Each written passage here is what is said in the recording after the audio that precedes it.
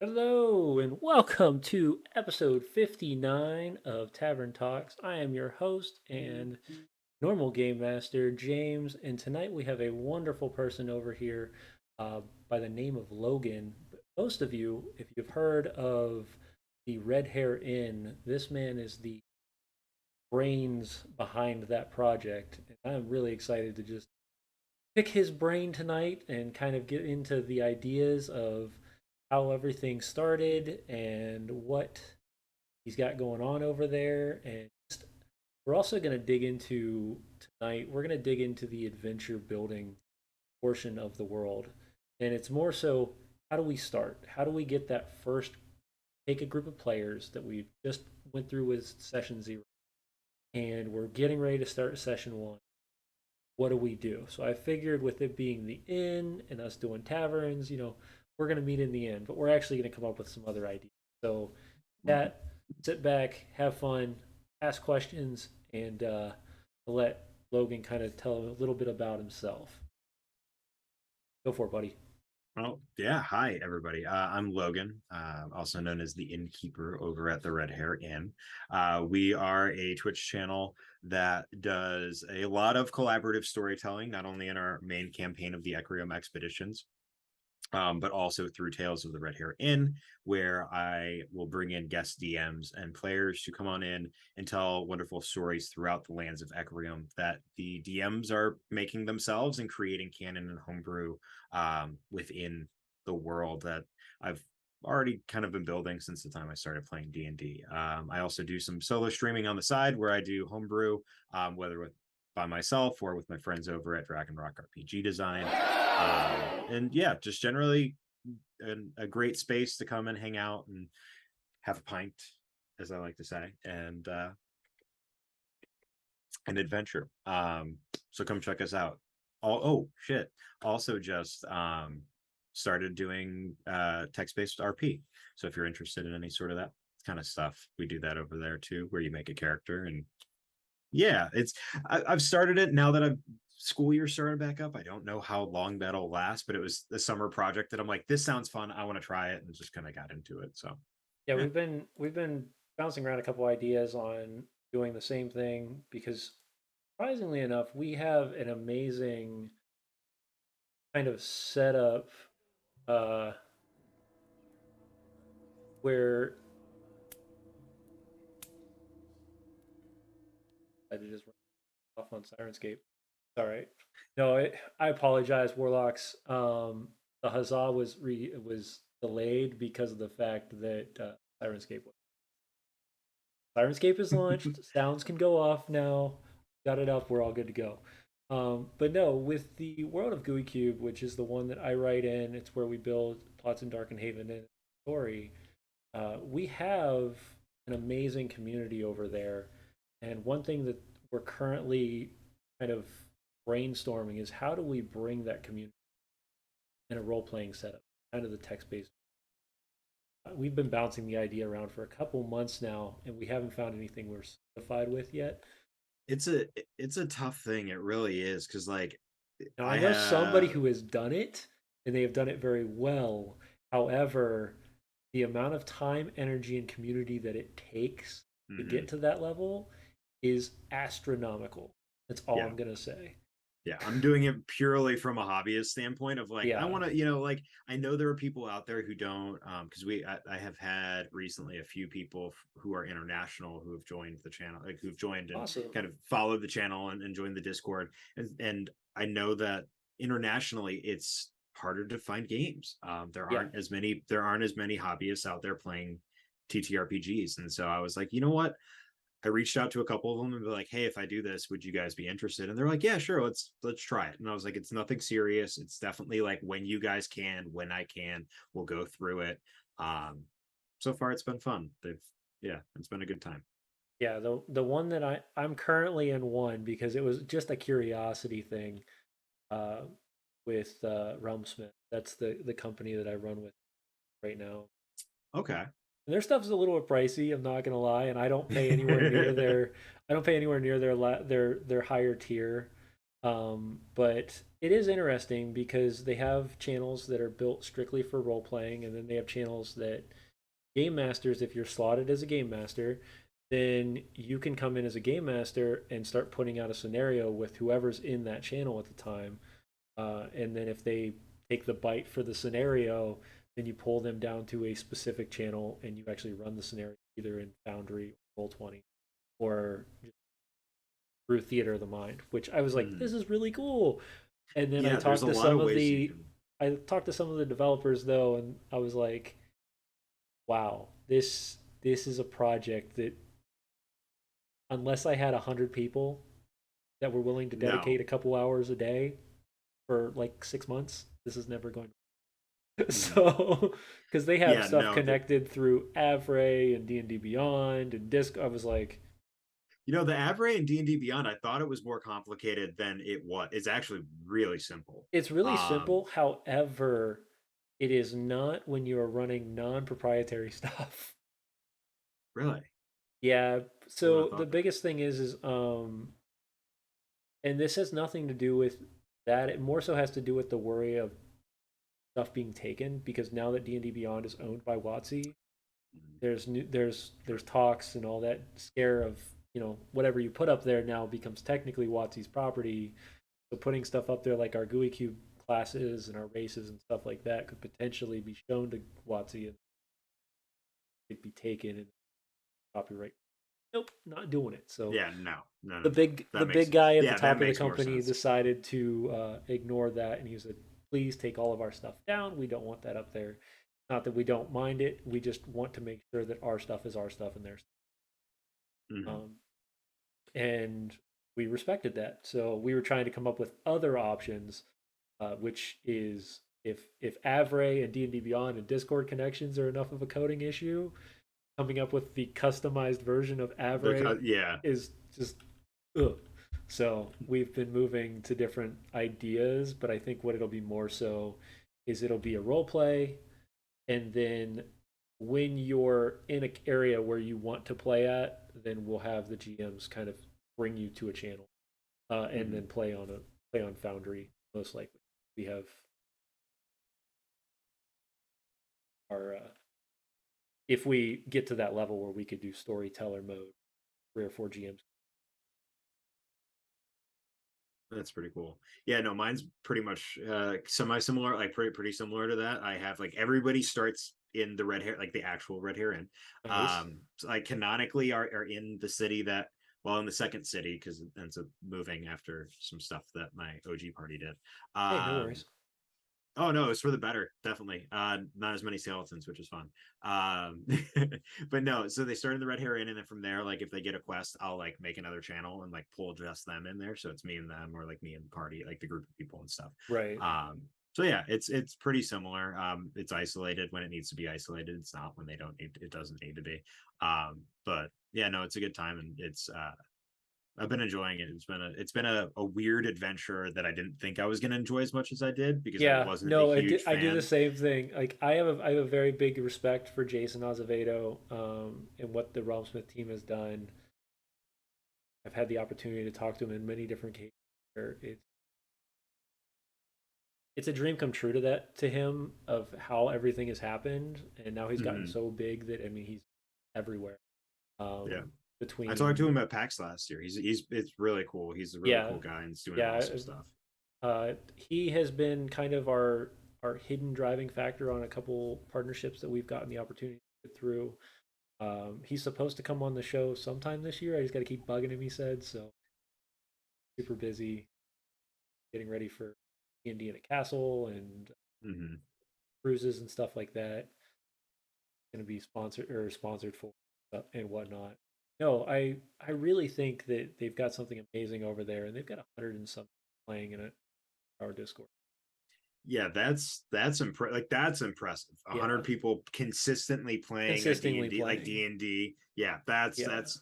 that speaks Um, volumes to the quality that they're putting out. Yeah, yeah. 100%. Um, but a lot of it's community driven. It is, and that is the thing that blew my mind. It's all, and 90% of it is community. So their community has grown, their community continues to grow, and it's a lot of fun.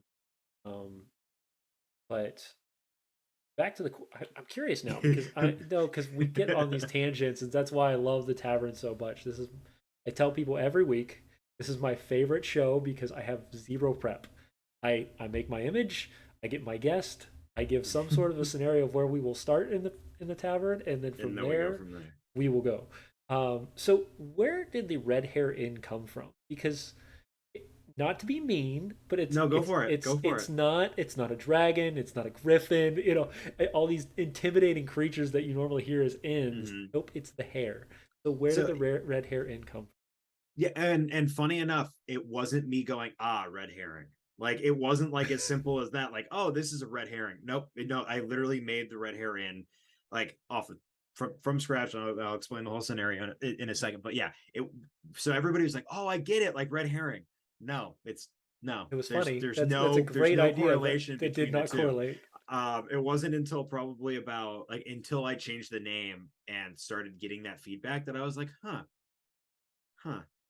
probably would have made more sense. But no, back when I first started playing D&D and I moved out here, I'm originally from Chicago and moved out here to Philly.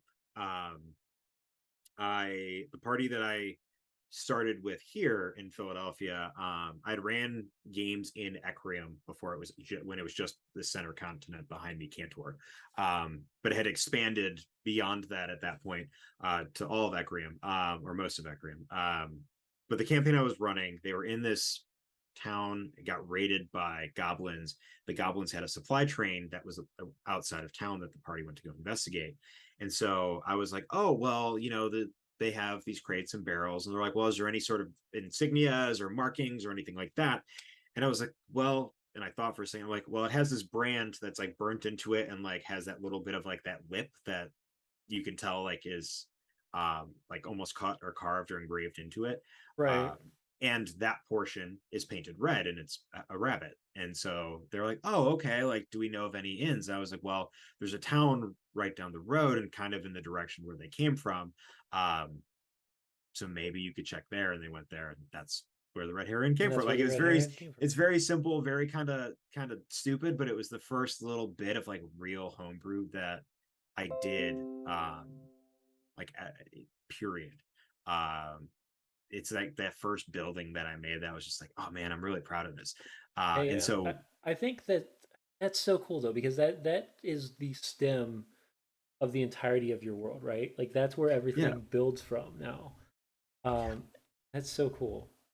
And the crazy thing is like when I look back on it, like when I started my D&D social media journey, I started under the moniker of DM Screening. All with this idea of like kind of doing what we're doing right now, sitting down with other D&D folks Mhm. and chatting and getting to know them, and really getting into like why are they so passionate about the hobby, and why they are doing what they're doing. And I started doing that while I was also world building and like getting into my playing my own games and doing all Mhm. these things on the outside. And um that's cool. It was really fun, but it wasn't until I started streaming on Twitch, not even in DM screening, but on other channels prior, that I was like, man, I want to bring my world to life. Like I want to bring people that I care about into a game, and then like just if people want to come watch, people can come watch, but like have a documented history of See, what I'm that's the doing in cool my thing, game. right? Is Twitch, YouTube, those types of channels. Yes, it's amazing to have the viewership. It's amazing to grow Hmm. like your branding and and all that, and bringing more people along. But it's so cool that this is documented now. Like it's there. It's Hmm. forever. 100%. Especially if VOD it over to YouTube, or you're saving it in your own archives on your own computer. Or But you put in a podcast. Yeah, you put like it in a there's podcast. once you do it on Twitch, there's so many options Yeah, from where you can go from there. which Um, we've talked about that too. Like I'm thinking we might run Tavern Talks and then toss it over to podcast. I mean, it would And make sense. Like I all got we're 60 doing is episodes to talking. start. So Yeah, all you're doing is talking. It's not like you're making like it's not like you're crafting where like you were right, painting minis or like yeah, actually running a battle map. Like it's all like with two people chatting. Like it would make 100% sense. yeah, Like no, why not convert definitely. it over? We're definitely Um, gonna have to look at it. If anybody wants to help me support that, it's a little bit of a cost. But we are um, gonna. we'll definitely be looking into it because if that's what people the way people want to live this, which we talk for about an hour, hour and a half, and I think that's kind of the point is it allows us then to have that quick conversation Mhm. about a topic, and I really would love to see it driven by the community where like, Yeah. hey, this is the topic I want to learn about. This is the topic I want to learn about in build world building because I can only come up with so much, but I'm not answering the questions that people want. Mhm. And that's kind of the It's point of what this was. it's really really hard when you're by yourself or like doing something on your own. That's one thing I noticed when I was doing my solo streams. I home brewing on my own, there were days when I'm sitting there and praying that somebody in chat threw out an idea. Even if it was the weirdest, stupidest, like not even stupid, most outlandish, that would be a better word, idea, because then it gives me something to pull from other than my own brain.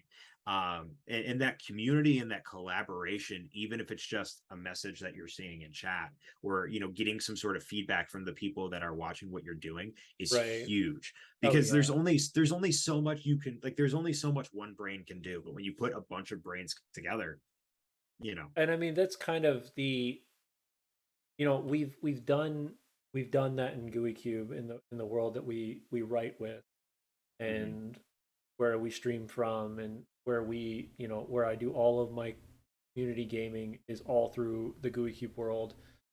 But it's crazy to hear the fact that the GUI Cube world is a collaborative world of over 400 people. Like Yeah, you that's see writing in there and you see NPCs in there, and like my NPC is there. You know, Omnitoast's NPC is there. There's a couple others in the channel right now that have those characters driven, and it's interesting to think that that is immortalized now, right? Like that's the crazier thing in my yeah. opinion. Because the character I put in was very close to my heart. This character has been around since I was 10 years old. I've run him in multiple scenarios through different campaigns and through different role playing avenues. My dog was named after it. Like this character has been my life since I was a child. Um, and then getting to see the portrait done with him, the after giving that kind of a understanding of who he was, and then watching them take that and embellish on that rather than chop it up and ignore it, Mhm. so that the story continues to be told and the character is now a part of the world. And I was like, this is just That's huge, and like that's, yeah, yeah, that's really cool. but Um, but I love it because you're doing the same thing. It's definitely smaller, but you also you're not a full blown company yeah, I either. mean, Gooey Cube I is don't have, yeah, massive. Like I don't yeah, understand how they I don't do have it. like I don't publish shit, so it's like I'm Yeah. sitting here like, no, but no, 100%. It's I and again, I've only we November will be a year since the name change, and I think when I changed to the Red Hair Inn, um, it Something was happened. a it wasn't even like a something happens, but it was a, this is the change that's meaningful to me, right? This is Okay. the change that's meaningful, because it wasn't that DM screening didn't mean anything, but Right. DM screening was almost like my old name, right? Like it was who I was when I wanted to be, like when I wanted to be like the people that I saw on Instagram who were doing these great and creative things. And the Red Right. Heron is like, wait, now I'm starting to be one of them, right? And it's like now I'm Right. realizing I am becoming that tier of person that I aspired to be. Let's Yeah. keep going with it, right? Which is completely agree. Oh my goodness. If it wasn't for the fact that I have a group of people behind me that go, "Hey, we're not changing our name and we're not doing anything different," that would Mhm. be totally us right now. But it's funny because I've tried to change the brand before, I've tried to change the name before, and everybody's like, "No, we like the name, we like the brand," and I was like, "Okay, fine, be that I mean, I way." love it. I think it's great. No, But I mean, it was for me, it was, yeah, it was it always was like originally, and actually, it's funny because before GUI Cube kind of came into my life as a conduit to connect to all these amazing people, and then what it then stemmed to the Misfits. We were supposed to be Dungeons and Dog Tag, or we were supposed to be Boots and Boots and Dice or something like I forget what it was, but we did this all while we were deployed, and we Oh, that's decided as really soon awesome. as we left our deployed location, there was like six of us. We were going to come home and launch our podcast. Like that was the goal, and it was me and one other guy who was one of the original founders for the Misfits. Um, that stuck around, and then everybody else kind of scattered and did their own thing. Mhm. And it was like, okay, fine. And everybody laughed at me at first. They're like, well, if the group isn't staying together, we're never going to launch this thing. Well, y'all ain't launching it. But But I'm going to, this yeah, 100%. passion of mine has grown so much over the last 2, 3 years that it's stemmed into all sorts of different connections in communities where I just couldn't see myself doing. Would I love to do this professionally and for a living? Sure. Do I think it's feasible at the moment? No. And Yeah. that's just my own fact that I am a father of four boys that are between the ages of 21 and 3. You know. So I've got a Holy lot shit. of Wait, hang on. Did you say 21? yeah, my No wife way. my wife is 8 years N- older than I am, so I married into two. So I have a 16 Oh, and okay. I have a I was I about have to a say, I 16 was and a like, okay. 21-year old, and then I have an 8 and a 3-year old. See, I was So like, wait, there's no way you could be yeah, no, it that. was weird. I'm Like, telling you, 26 years old when I met my wife, and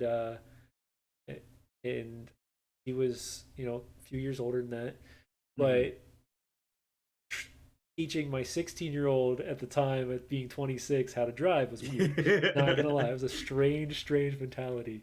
But I Trust me, really, I went into teaching at yeah, 22 years old, and my first group of kids, I taught in a suburban area in the west, like the west suburbs of Chicago. okay, Um, Heavily Hispanic and like government funded. It was yeah. awesome. I love that school to death. One of my favorite teaching experiences. But like the kids would walk up to me and they go, "Mister, how old are you? Like you look like you're 30, like 30, like I got 40 in the beginning and then they whittled down to You're like 30." And crying. I'm You're like, like, well, and I had a, I mean, I still had a beard. Like right, I haven't not had a beard since I was in college. So I was like, yeah, I'm 30. Yeah, I'm 40. Like whatever the kids said, I said, yeah. yes, You I just am. accepted Because it like, and was done with it. but then one day they were like, no, mister, like you're definitely not. Like you're definitely younger than some of these other teachers who are who like are married and have kids. Cause like you're in Right. your 30s or 40s and you don't have kids. That's kind of weird. And I'm like, well, like I can't explain that. So yeah, no, Actually, actually I'm 22. And then the reaction going, you're the same age as my brother. And I went, oh shit. yeah. Here, this Like, is gonna get awkward real quick. yeah, Now well, you no, now I have no respect. but it no, Like but it made sense of why they got along with me so well and some of the older teachers they didn't. It was because they didn't seem like, yes, I was their teacher, right, but I was still a 22-year-old kid who hadn't reached that level of like professional immaturity, right? I still was right. very much a kid who was like stepping into the shoes of a teacher and had a classroom full of other kids and Which is was like, awesome. hey, let's talk about social studies, right? Let's Right. talk Yeah. about Gilded Age or whatever we were talking about. Yeah. Um, Which I'm but sure like, you being so it's funny because I know a lot of teachers that have went profession different aspects. Um, and I think it's because of that wanting to teach, wanting mhm. to educate people in this passion, but also the crafting, the world building portion, especially if you're a history teacher. Oh my Oh, God, the amount of world work you have already done for you. Um, I've unfortunately never had the honor of teaching sixth grade social studies because sixth grade is when you talk about geography and world building, not world building, but geography and ancient civilizations. And so, right, like, I've always envisioned teaching the first part, which is geography, by like throwing Equirium maps up there and being like, "Yo, tell me how long it would take you to get from Deep Well to Gimgalore or some shit like that. If you went straight across and crossed all the mountains without any issue, right? If you're just going right across the map, right, just to be like throw that little bit of like I already have maps. I just need to put grids on top of them and then they're good.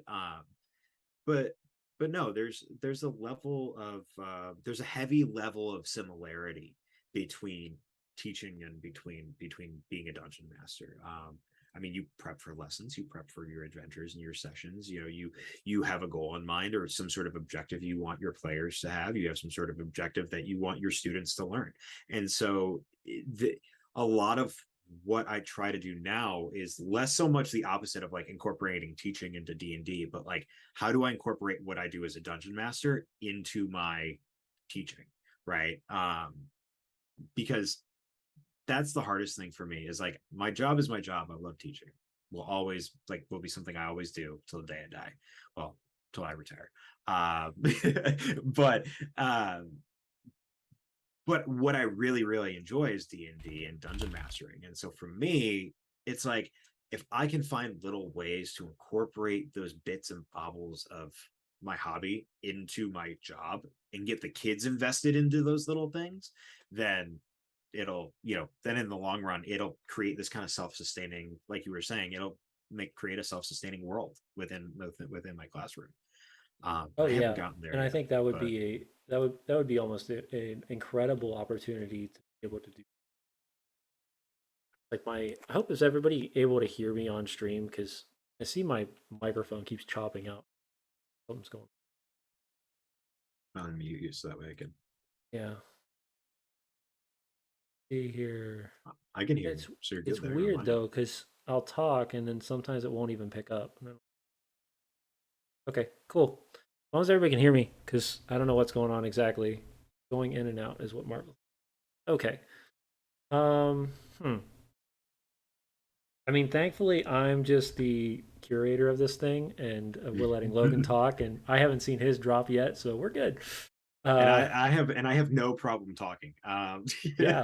No, No, I I'm can kidding. guarantee as a teacher, that's definitely something that you have to have the skill to do.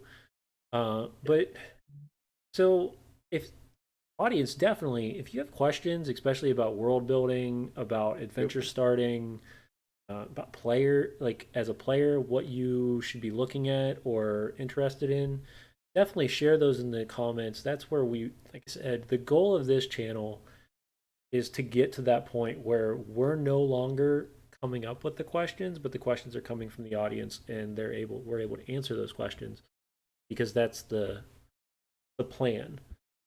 But see. So we've got the red hair in, and then how long did it take you before you decided that you were going to world build to the level that you're?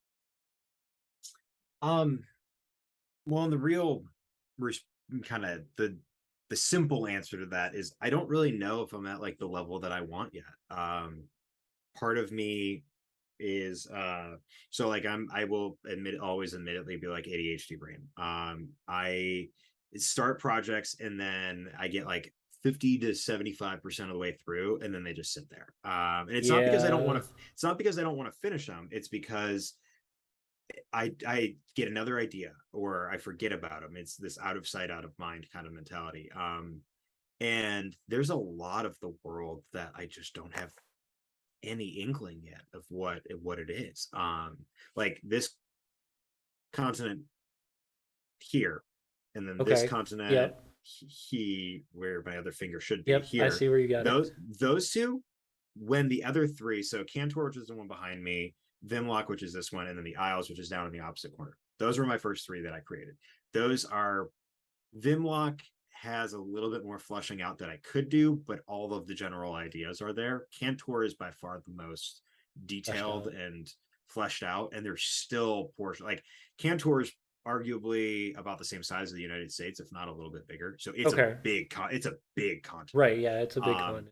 and so there are parts that like, and there's like you always have to throw in like little hamlets and villages that like aren't going to be on the map ever because if you don't then it's just like what's in all the open space, there's got to be something. Right. um but no, so those three came first, and then when I got the map that's behind me done, the cartographer was like, hey, this space up here, this just seemed like I wanted to put something up here, so can I put something up there? And I'm like, sure, go for it. Yeah. What were you thinking? He's like, oh, I'm thinking like this kind of frozen wasteland tundra, which immediately changed my entire lore of the world, and how Oh, creatures got to nice. the so Vimlock is what I refer to as the Savage Lands. It's when the gods fell into conflict and divided, all of the creations that the evil gods had made, I say Krakus, the deep lurker, split the sea, and all the evil creatures, Mm. or most of them, went to Vimlock. Instead, Krakus created basically a land bridge from northwestern Cantor up through Durakath and then over to Vimlock. Okay. So it changed that a little, but it also made it more meaningful. Of like, well, what not? If I go to Durakath, what's up there, right? There's got to be something.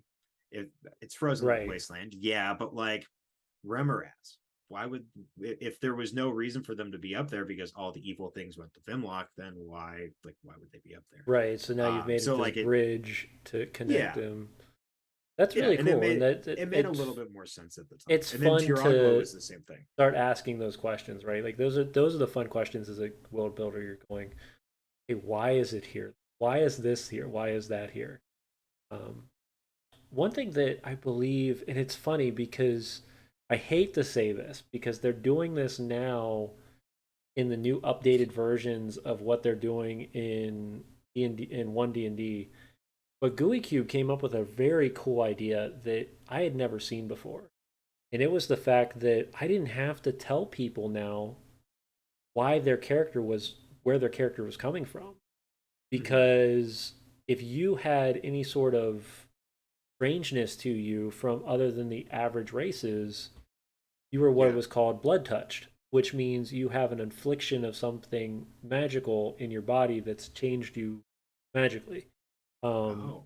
and it really changed the fact that I didn't have to know where Dragonborn came from, where Mm-hmm. Tabaxi came from. No, you are the part of this affliction. You're part of these connections. Um, Part of this, like, almost, it's almost like a wild magic thing where it's like, oh well, exactly. like you guys are humans that whose bodies have been altered by magic in our Right, exactly. um And it goes very deep and without diving into the heavy lore of Xyothay and the world. It's definitely something that is just very unique to the world itself. Uh, in the way they've created it, because we're on continent two of like eight that we've got to write for. Insanity what the projections are for this thing. Um, but the amount of content that's come out of just the small continent of Verdestia, Eastern and Western, has given so much of an idea that now we're to the point where we want to start touching those other cultures that you never see in D&D. Hey, what's up? 225 games. Hope you guys what had a up, good Garrett? How show. you doing, What's buddy? happening, everybody? How you doing? Oh, and you brought Jen is And you brought online Janice too. online. Hi, Jen. How are you, friend? I'm gonna be talking with Jen in September, in a couple of weeks. Awesome. um Might have to have Jen on our show then too. He's Jen's good people. interested. I So, haven't met Jen like officially in person yet, but yeah. I know Jen through a bunch of people, and I Okay. haven't heard nothing but good things about Jen. And I'm saying that now because I need to get all of the brown nose away before. No, I'm kidding. But no, hi you too. It's nice to see you guys. Hey guys, I hope I you know guys had a Gary good as well. talk. I popped in there right before the show and was listening. And though the fact that I have this passion, I feel bad because we talked about Realmsmith and their main focus right now is Barovia, and Jen is not a fan of Barovia, and I was like, oh, sad face. But Well, but no, and Barovia, yeah. Barovia is just a world of horribleness. Like really, if you look into it, and what Hmm. they did diving into the realms of the was it realms of despair, realms of I can't remember, domains of dread. Boom, got it. Domains of Dread. There we go. I Yeah, was like looking at my. I'm like leaning back, looking at my bookshelf. What does it say? yeah, yeah. Um, And then if you, funny enough, if you've ever had the chance to do so, it's only on the DM's Guild, but you can actually get the Fey version of it on the DM's Guild. I found that like 6 months ago. Didn't realize the that was a thing. the Fey version. Yeah, Are you so talking about she domains, is the or no, is there? Oh no, domains of delight.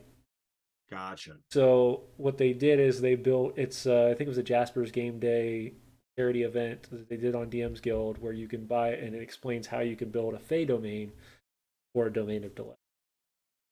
Oh, Kind that's of pretty cool. interesting. But yeah, Yeah, it's an interesting concept. Yeah, when it makes sense because the Shadowfell or the Domains of Dread right. are, you know, the polar opposites of what the of the Feywild would Feywild. be. Yeah, Yeah.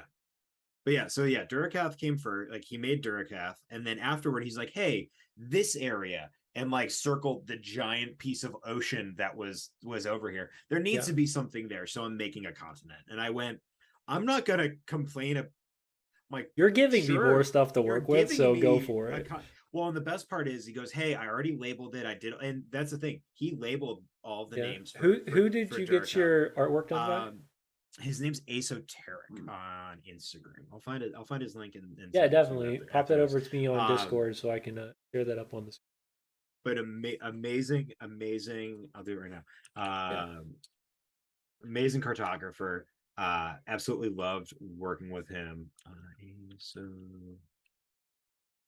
And we like I said, kind of started doing the same thing. I dove into my own homebrew. I have a huge infatuation with dragons. I don't know what it is. I've had an infatuation since I was very, very little. And that was my drive for my original homebrew campaign and world, was that the the story pretty much was a lie. Over years and years and years, they found out that the the overarching god had kind of went dormant. Like nobody knew about her anymore, and it was playing. I was playing as a monotheistic realm, but nobody knew that it was monotheistic. The idea was is oh, that she had two pets. She had Bahamut and she had Tiamat, and she let them nice. roam the world. And when she was not wanting to pay, and then at that point, they would not want to work together, and then they tore themselves apart. And then there was one dragon of both uh, chromatic and one dragon of uh, metallic, Metallic. and they scattered across the world. And the idea was is that they were trying to take over different parts of the world to make their own horde, while the four chromatic dragons got together and said, "No, we're building a unified nation to build." Mm-hmm. So it was literally the chromatics versus the metallics in the big picture, and then that's where the gods came from, or otherwise known as the avatars, which were underneath them, and then the people, and it was a lot of fun. And then my See, son and was a BBEG, even though he didn't even know it until way later, and it was all because his that's cool. patron decided to manipulate him the entire time. So that was fun. That's really cool. Yeah, see, and so in semi con like similarity but slightly different. Bahamut and Tiamat in Ecrium, while they still ascended into godhood, Right, originally started off as the first creations of the unified gods before the split. right, And so they end up just being these dragons, the two dragons, and they make all of the metallics and make all the chromatics, and then they right, have their child, which is the I think it's Seriador or something, whatever the one is, because I like to pull from D&D canon as much as I can. So I right, love that they're like, yeah, they made a gem dragon, which makes sense, I guess. Metallic plus chromatic makes a gem. right, But and then that one made all the gem dragons, and so the three of them semi ascend into godhood and demigodhood much later on. But those, and then also similarly with Cord is actually a giant. He's not right. he's not a human. Cord is a giant. He is Which like I was a think makes storm sense giant. anyways. Yeah, If you and read the story, you're like, this not gonna be a human, this could not be a dwarf. Like, it has to be a giant. The yeah, man and is so massive. he starts as a just a normal giant. The gods create the dragons and the giants to teach all of the other races. Like that's their Yeah. responsibility. Anything that they create, the dragons and the giants are responsible for fostering and caring for and teaching them the ways of the world, Which right? sounds Of like a whatever, lot of fun. which Until the is really fact that you so this is something I'm gonna hit real quick before we dive go for it. deeper into your lore, because I'm excited to listen to it. Where the hell do you put that amount of community? Like, they talk about giant communities, right? Mm-hmm. These giants are massive. Like, you can't put them anywhere just randomly. They're all here. This place labeled the Jotunmut. Yeah. The No, entire that entire mountain right there is just one giant clan. You yeah. know, But that's the thing that always killed me is they built all these massive creatures in D&D and in lore in Hmm. general, right?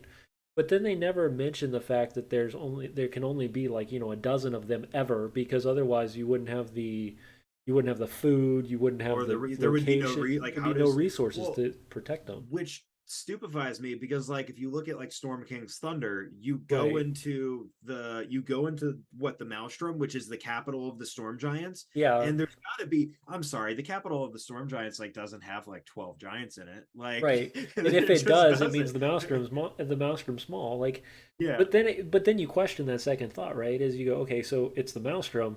How big is this thing? Like Yeah. seriously, if you've got 40 giants in here, how big do you have to make this massive, Hmm. city? Well, Uh, I think a good example of that is also in that same in the beginning of to show like how big something needs to be is the in Tyranny of Dragons, the Cloud Giant Fortress, right? yeah, There's two giants that technically would have lived there, but it right, had enough space to house maybe about 15, right. and the place was massive, Yeah, the place is right? ginormous. And it took my party, I think like 4 sessions to get through because Right. the rooms were just so big and like there's so much to do there. But like, yeah, Yeah. I mean, they're absolutely massive. So like, it, it's hard to really like put down And like a well the how do logic you behind it really is hard to conceptualize how conceptualize. big Yeah. something is. Yeah.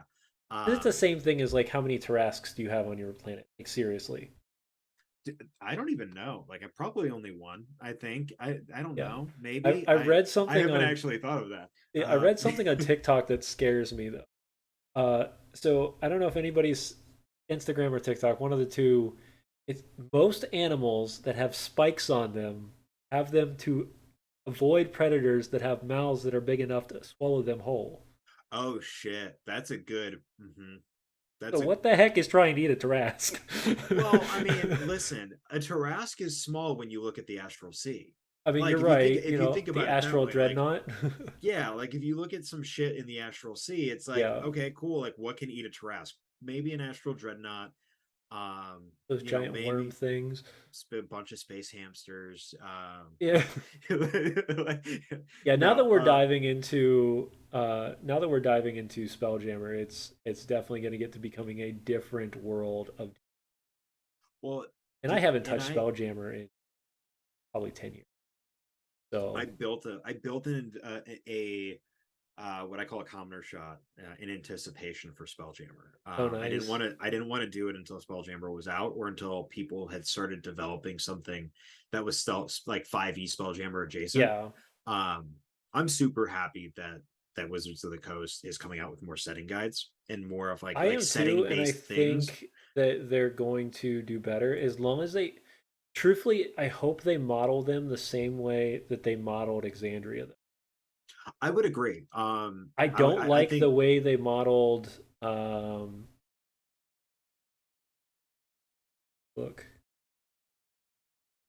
which book up Radiant? No, not the Radiant Citadel. no, I haven't even read that one yet. I've heard that one's really good though. I've heard a lot of good things. Is it Eberron? Eberron was kind of hard to read. Eberron's tough. Yeah, Yeah, Eberron's a tough Eberron one. was hard to read. I mean, even the original Sword Coast book, I thought was just not written well. I I continually, and I said this in the beginning when we started talking like off stream. Yeah, Mercer was one of like two or three DMs, but he was my main inspiration of like I want to do what he's doing. right. And so when not only do I use Exandria's Pantheon because I don't like Pantheons have always been hard for me. So here's the funny thing. This is the thing that kills me: is Exandria's Pantheon is the It's original D just and D I mean Pantheon. it's the original D&D exactly. And like everybody who's like, "Oh, you're using Exandria's Pantheon?" No, I'm using all of the world building and the what we're not getting from Wizards of the Coast, Yeah, Exandria gave us, right? Like exactly. it and so like you open up Yeah, and I keep looking back like I'm gonna reach and pull off the book from my shelf like and I have the book on my but shelf. you I but actually you have the look original. And I think this is kind of the cool Tal'Dorei. thing. I have Taldora in I front of have, me. yeah, Tal'Dorei. Well, and Oh, Tal'Dorei was you the have this OG. one? Yep. Yeah. Yeah. I got that one the second it came out. I think I have And it's funny five. because that one is set up the same way Exandria set up Yeah. before I think they I have started five of signing the it. seven. I have like Okay. five of the seven people sign it who have signed it so far.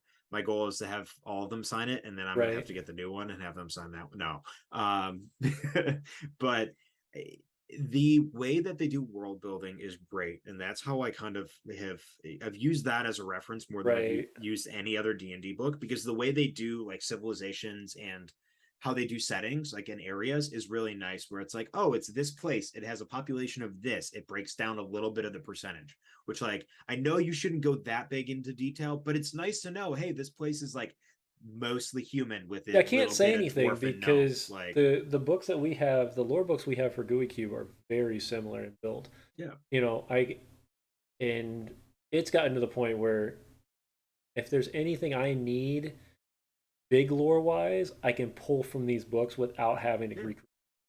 exactly. And I think that Yeah. is that's the key because they give you all these amazing ideas, and then you can finally run with them for your players and to build stories.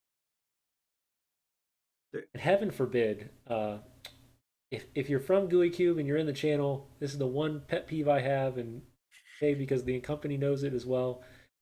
Man, it is so hard for me to get wrapped around 72 gods. God, it's so many of There's them. 72 gods. 72 gods. How do you keep track of them? I lose, like, it I would be have a like you get to book. the fourth one. I get to the fourth one and then be like, what? Give me a second. Um, Hold on, give me.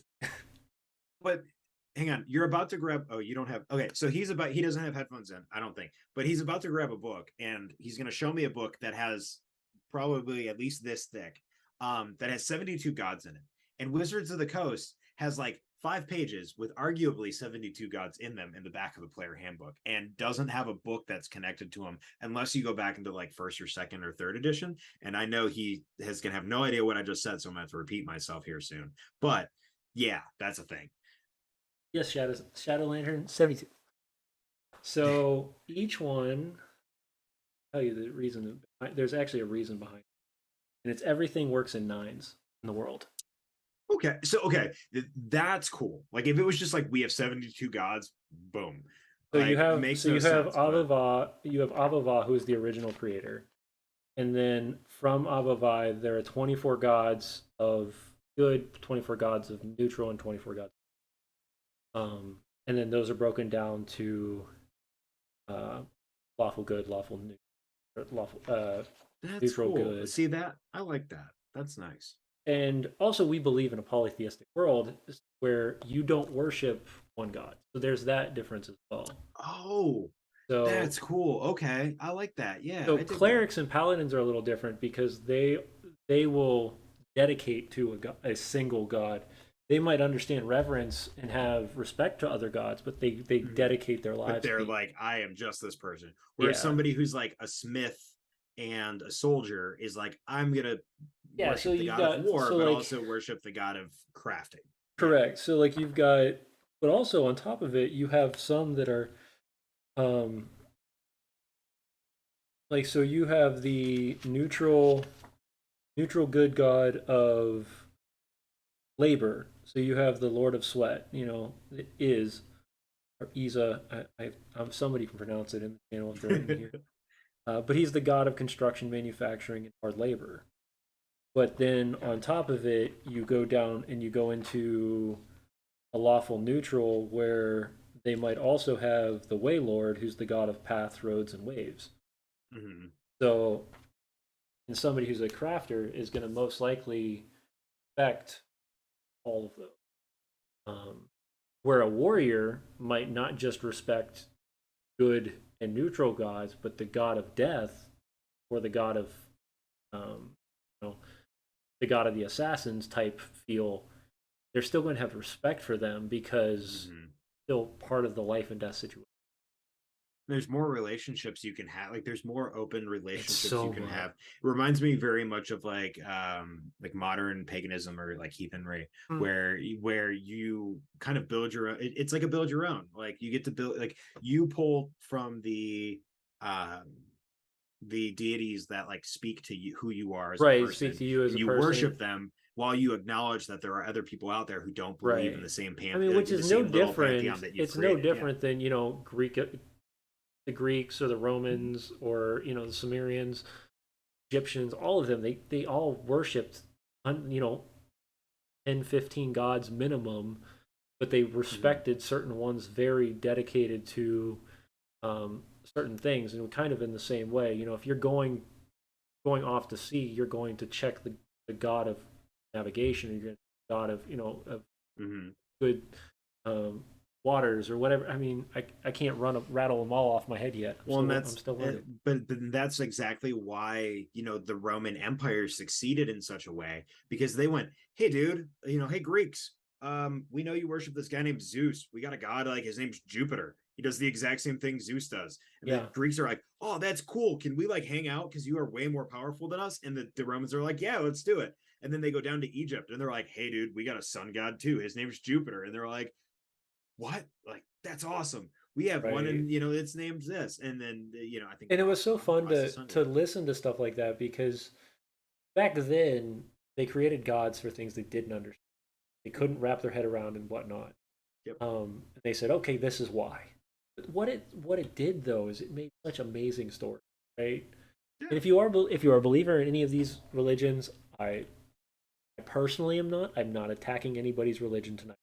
Not what this is about. So please don't. If I am, tell me and I'll. Oh no, Uh, I'm not getting that vibe at all. but I love mythology. I took a stupid class in college for ancient Japanese history, thinking that I was going to dive into mythology, and I got it for chapter one, and then I got horrific manuscripts on the early empires of Japan for the next 18 chapters, and I almost Mhm. cried. I still pulled a C in that class, but man, I was so upset but when I it's only got painful when you one. expect, like, oh man, I'm going to dig into mythology, and that's what makes storytelling, like, that's what makes D&D so special Yeah. in the modern era. Is D&D is a way to pull what, in TTRPGs in general, are a Well, way to it pull. goes back to that old school mentality of storytelling around a campfire. Exactly. This is what our ancestors did for thousands of years. We just now put a system to it. And it's funny It was because the that is easiest source of what entertainment. Yeah. right, and it's funny though because that is what I started in. I tell people all the time I did not know what D&D was until I was in high school. But I've been creative writing and I've been writing as a in a collaborative writing mentality since I was 10 years old. Hmm. And I think that how interesting how many religions God is one of the first most gods. It is interesting, but it also makes sense Yeah. because that's the thing that people see. Now, I Well, will say though, that's the thing that brings life. Like yeah, that, right, life. The only thing that counters life in most cultures is death, and so yeah, life, death, or the time. I mean, those are or your time. three. Yeah, yeah, So, yeah, and so like the most powerful and original in first God being life. Well, you can't have death without, like, it's the chicken and the yeah, egg, but like you definitely can't have death if there's no life, right? right. So like, yeah. Yeah, no, and I think that's the cool thing. And now we're getting to the ability now because the way it worked but back then was is you were only connecting with people near you. So, Egyptians and Middle Easterns and Europeans kind of could blend that mythology together into Yep. building cool stories.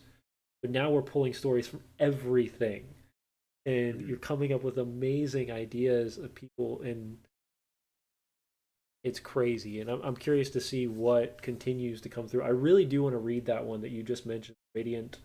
Is that what the Radiant Chap? The Radiant Citadel, I think it is. Yeah, I Yes, still haven't read that one, I but like haven't read it. I have it. I haven't read it yet. that one for me, I'm really interested in reading. Well, Primarily because like it's all cultural. Like yeah, it's all other cultures other than the typical, Anglo-Saxon, exactly. kind Which of is where way of writing 90% and of storytelling. Yeah. kind of the way things are rolling. I'm really excited because our next continent that we're working on Uli Cube is called Sundestia, and it's going to be, I'm trying not to get this wrong, Middle Eastern, Egyptian, African influence. Mhm. And I think it's going to feel way different than European culture because they're not just pulling, they're pulling the cultures of those communities as well, which is really cool because you're seeing the same thing. Since you're a big Mercer fan, you can tell that they're pulling for some serious culture change Mhm. in the new game. Yeah, and it's Like I I'm feeling think Arabian, like I'm waiting for the Arabian Night kickoff, like soon. they're definitely doing I think across the board, tabletop role-playing games are creating a transition of moving from, like I was saying, that very like heavily European Anglo-Saxon kind of inspired way of storytelling and writing Right. to a way that opens up and caters to a more diverse audience, which I is mean, huge because the game is only expanding, so it makes no sense, like it makes no right. sense to keep it within the box that we have when there are so many other diverse groups that aren't being represented. And And it even and it and I think, like I said, and I think we've done those cultural changes enough now where it's going to feel different. And we're Mhm. pulling from true cultural shift. We're pulling from true changes in food, differences, and things like that, where it's no longer just reskinning another European connection. It's not like, oh, I took Ireland and turned it into Yeah, my own thing, or oh, I turned Russia and turned it into my own thing. yeah. It's that like I when mean, you just bring saw in it. D&D is finally in their native language, just produced for Japan. Japan, which is huge. Like, yeah, it's Big difference. You're going to see something, and that's the crazy thing is we don't think about this. Um, so I had a guy on our show months and months and months ago, in probably the first 20 episodes, Marco out in Italy. They don't have they don't have third Italian. parties Yeah. out there. They don't have third party communities out there. So he's like one out of like five guys that just write in just Italian third party material, but he drives from all of that natural culture. Like, man, it'd be so. He's like, so it was really easy for him to launch, but at the same time, but you're giving people something that most people don't understand or have Mhm. not experienced yet. Because even though it's Italy and even though it's European, you're pulling from direct You're only pulling from your Italian culture. You're culture. coming from your culture and your understanding, whereas Right, somebody who isn't from that area or isn't from that culture won't necessarily fully understand. right. Which Yeah, I and think is that's really but like and that's the thing that makes these new steps into TTRPG, like in the TTRPG scene, so cool oh because yeah. it's going to be things that we, especially in America, because while we are a culturally diverse country, Right. we aren't super diverse as a like as a whole culture, if that makes sense. No, no, we have our um own. That's the thing is we have our own culture still, but our culture is still very similar to Eastern European culture yeah, that's a better way of putting it. Yep. because we don't live the same way, and we haven't lived the same way as people that live in different cultures. Um, I did a year in South Korea and learning the difference in how they interact with people and the respect that what family means to people and how commerce is done. What came back to the states and I was like, there's certain things like we've got wrong. Yeah. like, Well, like, why are we not trying certain things? But I think there's, and then I started looking into why. A lot of it is geography based. A lot of it is, South Korea is a very small continent. A lot of things can be done on a small continent. It's a lot more difficult to do public transportation at that level in a mhm. continent the size of the United States, Um, Yeah. Well, yeah, and that's the thing is when countries are the sizes of states, makes sense that they are exactly. functioning, so like functioning different than our states are or our country Right. is, right? Whereas like you look at state like New Jersey or New York, and you can easily, well, probably more closely like New Jersey, you can easily compare it to a country of the same size. The only difference is that there's going to be Well, one of that the big in differences is that country's self-sustaining. like, there you go. Exactly. That's Exactly. Like huge. you don't have, That's there's no huge. reliance on another federal entity, right? Right. Unless you get into like the whole like European Union stuff. But Yeah. yeah, I have no idea. Y'all can, if anybody's I am not over on the getting other into side of the any sort world, of international. I not don't doing know any that. of that stuff. I'm a social studies major. I'm not, but that's I history. I like Yeah. history. I'm not like modern politics and stuff is not Sorry that my we went on forte. But our yeah, gallivanting that's a rant. that's a tangent. But no, summation. It's really cool that Yeah. there's so many new cultural opportunities to Agreed. include in your D&D games now. Um, Hopefully, 225 games and Jenny didn't take off. Hey, if you guys have questions, throw them out here. Oh yeah. Because that's definitely the what we're looking for tonight. Um, I know somebody brought up a message earlier, and I'm I saw horrible that one we missed it. about what is it? Is Is it it wrong to wrong start your adventure to in a start your tavern? adventure in a tavern? Okay, this is I start almost every single one of my adventures in a tavern. I do. Like I Yeah, am to a fault. I hate that I do it, but almost to a fault, almost to a fault, I'll default, I guess would be the best yeah. way to put it, but I hate using the word fault. But yeah, taverns like my go-to. I don't know So why, it's my bread and butter, but yeah. I think it really depends on your session zero opinion. Mhm. If you're getting together at a session zero, and you as a group of players can unify and understand this is who we are together, we don't have Mhm. to start in a place like a tavern. Because if you're like, hey, we all work together in, the local school, or, we're guards for the local magistrate, or Yeah. whatever the reasoning behind it, that's an easy way to connect you all at the beginning. So going back to GUI Cube, the way their first module starts is the Hanatas. And the Hanatas are a carnival folk, but it's for people who are, you know, not accepted in the world, or they have afflictions of some sort, or they're blood touched. And those are the only places they can go. But that now becomes their family. So it's very easy then to state Mhm. this is how you're tying into the story very quickly instead Mhm. of starting out at a tavern. If you have no other way, nothing wrong. Nothing wrong with starting. They I come up with interesting ideas of what happened. and You that's the know, thing. So to play off that, like what you were saying about GUI Cube. So I worked with Dragon Rock to kind of refine it, but I do this thing called the Commoner arc, which is I basically broken down a way for players to slowly get the things that they would get from the first level of their class. yeah, But they get it over like 5 levels of being a commoner. And so like I like doing that because you can start in a very, very small town or hamlet or village or whatever. And the party all knows each other because small town, everybody knows everybody's right, names and blah yeah, blah blah blah blah. And then you like the one that comes to mind that I wrote that I am hoping to publish one day. It's one of those things that like a long list of projects yeah, that I started and didn't finish.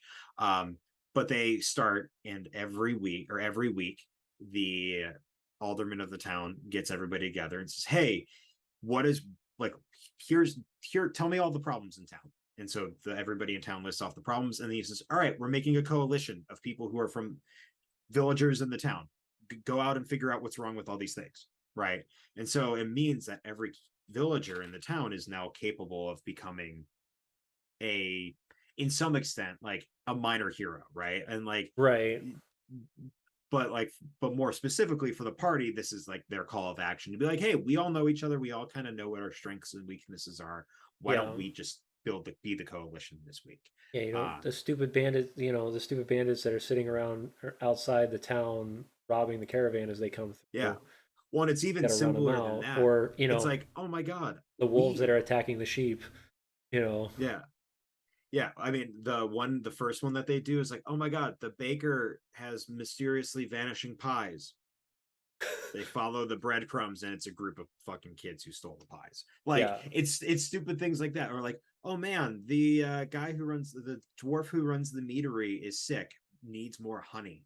we got to go to the We gotta. apiary and get honey. But like the apiary has swarm of bees, which like if you've looked at the stat blocks of a swarm of bees, can Nasty. kill a player in it can kill like a level 1 player in 1 or 2 hits. And then you Right. throw like the max HP that a commoner gets is 8. And it's like one Don't do like that. immediately like but then you throw like I threw a couple of little magic items in there for that. But like yeah, so that's a cool and interesting way. But like taverns, you can do everything else. Like my thing with taverns is you can do everything else that you can do out in the world at a tavern. Right.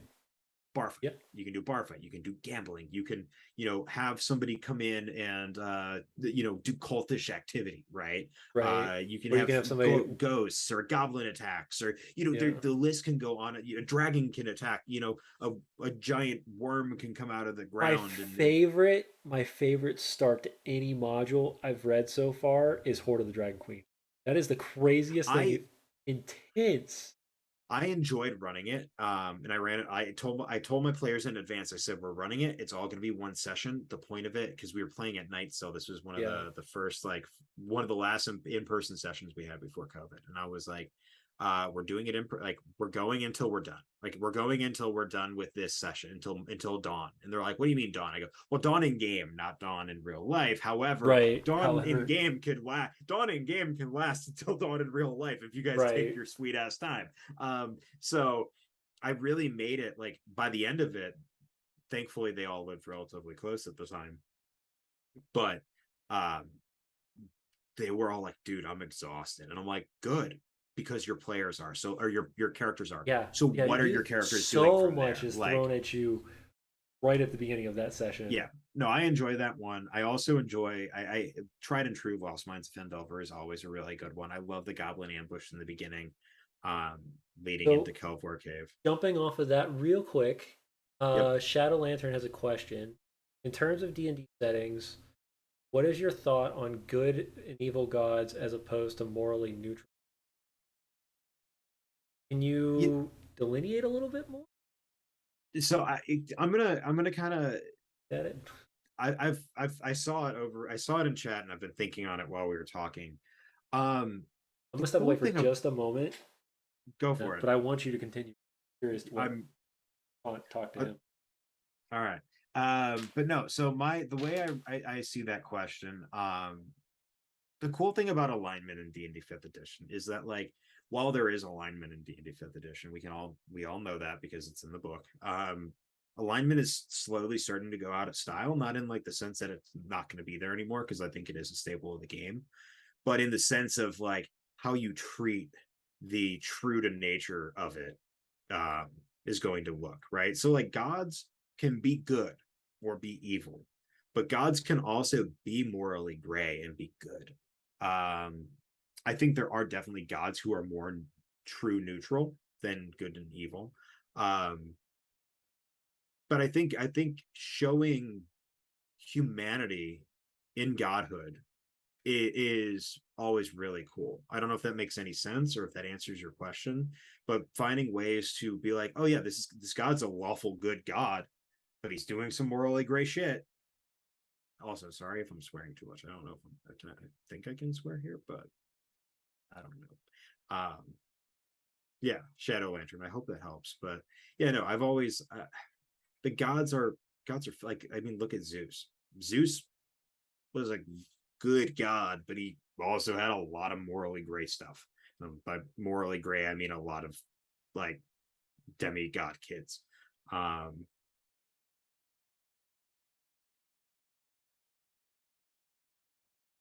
okay, so yeah, I think that kind of. So I'm gonna restate my answer very briefly, so that way you can hear me. I don't know if you're Sure. reading, but so I was saying that I think it's good to show humanity in godhood, like having gods that are lawful good, but like have weird moral dilemmas, right? That kind of pull them closer to the neutral spots of their alignment. Um, are always interesting, right? Like Zeus. Like Right. we don't need to talk about all the bad, like all the good shit. We can't talk about all the good stuff that Zeus has done without talking about all the Horrible kids, things. Yeah. with all the bastards that he fostered because he just wanted to, Yeah. yeah. So like and even evil gods. Like evil gods, I think Brennan Lee Mulligan did an amazing job with the latest Exandria Unlimited, I haven't watched that showing one yet. That's the everybody's telling me that is like the I that's like the next one I need to watch. the one line that gets me, and it doesn't spoil anything. It doesn't really spoil anything by me saying it. Um,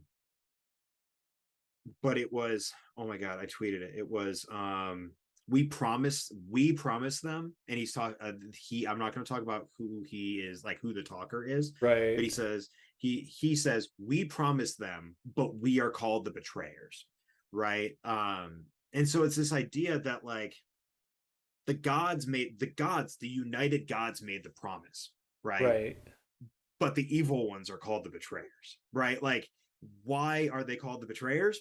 Because they betrayed the good gods, and from the perspective of the good gods, they're the betrayers, right? Um, and so, like, again, feeding off of what I was saying earlier, in Ecrium, we have the gods paramount, which are the prime deities, and right, then instead of the betrayers, I call them the resentful, because perspective is everything, right? Will right. the worshippers of the prime deity or the gods paramount call the resentful something else? Maybe, but like at this point, they are all like super pissed off evil gods that want to come back to Ecrium and mess things up. So I think finding ways to like show humanity, the light of humanity in evil, and then the darkest nature of humanity in lawful and good is always fun. It's definitely gonna be fun. This is an interesting question. I might need a little bit of clarification because I'm not super good on the whole DC gods. But what do you have you ever created your own gods for games or changed rules on how the gods work, like varying limits of their powers or just full blown god power? Kind of like the difference between Marvel gods. I don't know what a DC god is. I, my brain So is not DC, working properly D on that like one. Zeus is an actual god, but he's also like Zeus and Ares are actual gods. So I think that's the difference. In Thor's a superhero, right? Right, Thor's Thor is a different species of human, right? Or well, he's not a species of human, he's an Asgardian. And right, Asgardians have certain traits, right?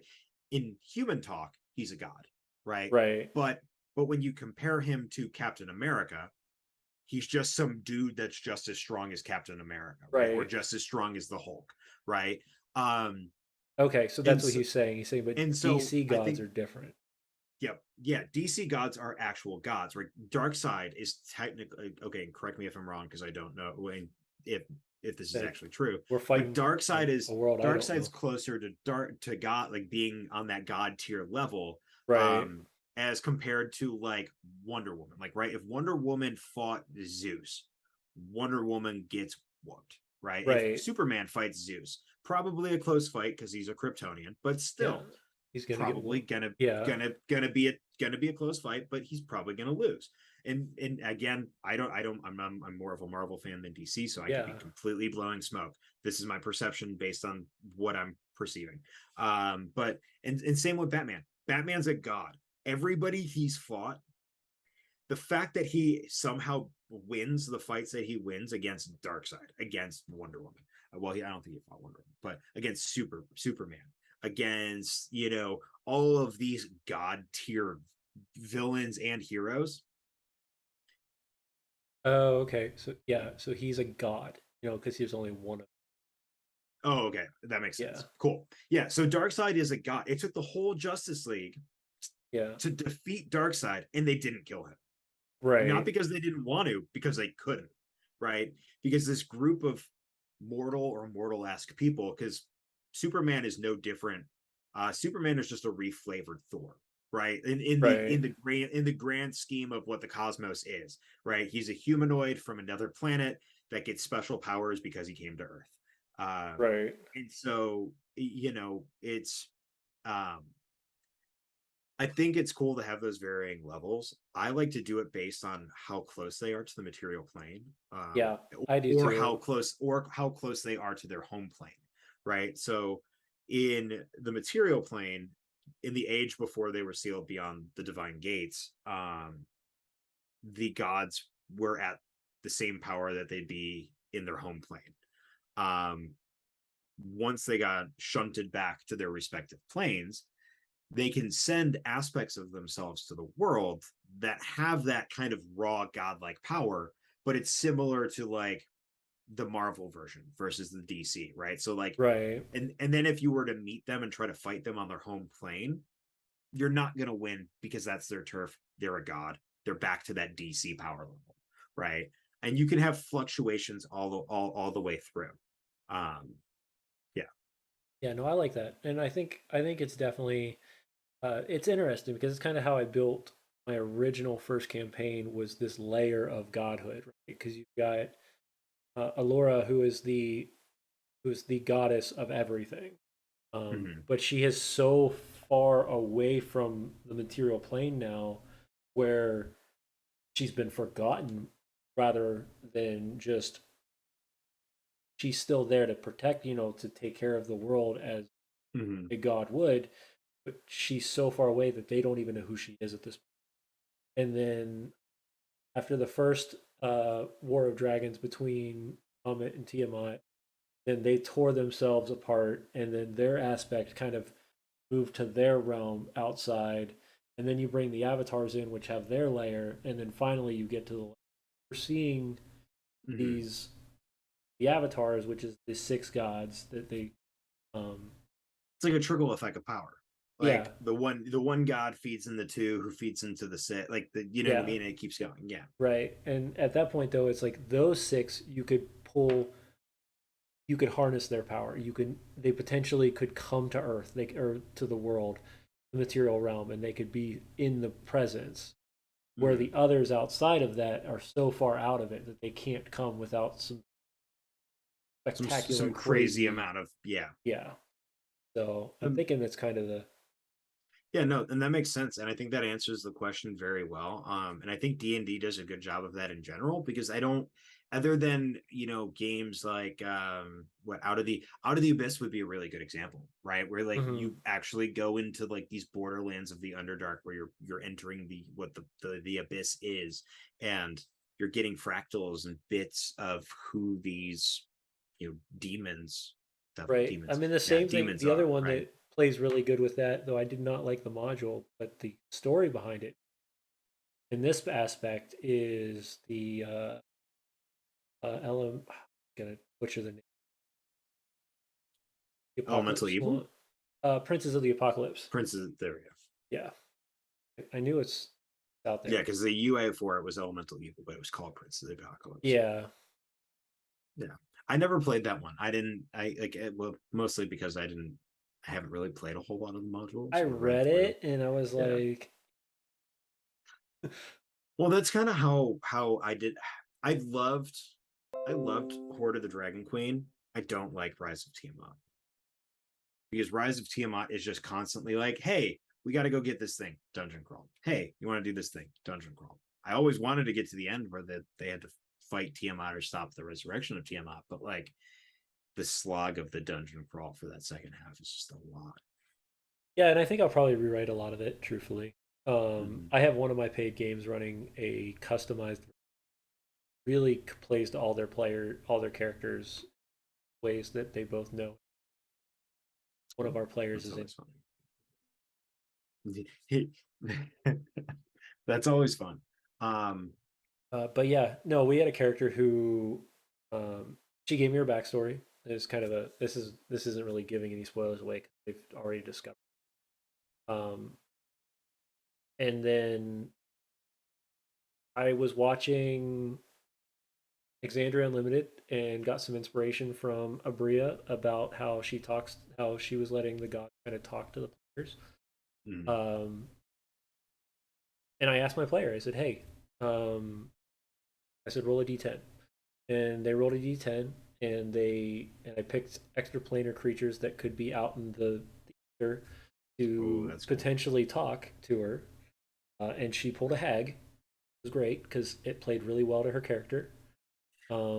And then finding out that her parents actually couldn't have children, so they gave to a hag an oath.